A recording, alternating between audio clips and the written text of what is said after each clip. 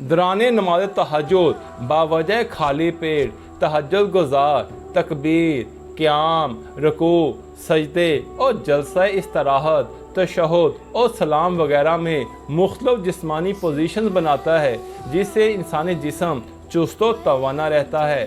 सजदों से दिमाग को वाफर खून सप्लाई होता है, जिससे जहनी दबाव और परेशानी कम होती है। दिलो दिमाग अल्लाह ताला से रजू करता है, लिहाजा इंसानी क़ुव्वत फ़ैसला बढ़ती है।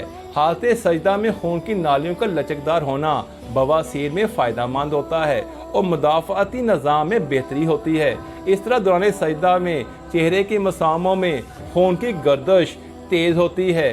दौरान नमाज तहज्जुद क़याम रुकू सजदों और दीगर आमाल में जिस्मानी ठहराव पुरसकून हालत में होता है। जदीद वर्जिशें एरोबिक्स और योगा उसी का अक्स हैं। बवक्त तहज्जुद फ़ज़ा में फितरती इंसुलिन होती है, जो कि शुगर के मरीज़ों के लिए मुफीद है।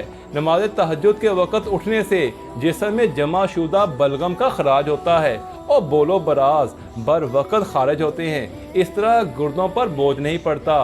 बवक्त तहज्जुद फ़ज़ा ऑक्सीजन से भरपूर होती है, जिससे फेफड़ों और दिमाग को तक़वियत मिलती है।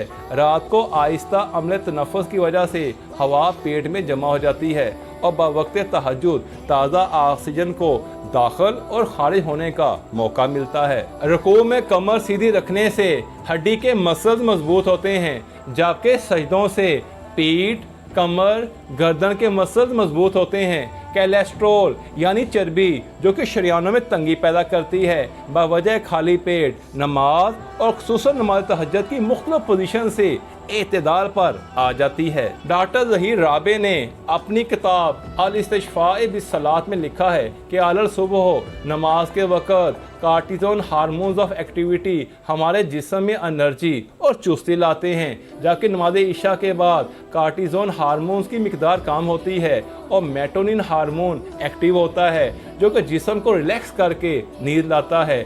तशहुद में पूरे जिस्म का वज़न घुटनों पर होता है, जो कि जोड़ों का दर्द सही करता है। सुनन अबी दाऊद में है कि रसूल खुदा बीमारी और थकावट में भी नमाज तहज्जुद को अदा किया करते थे।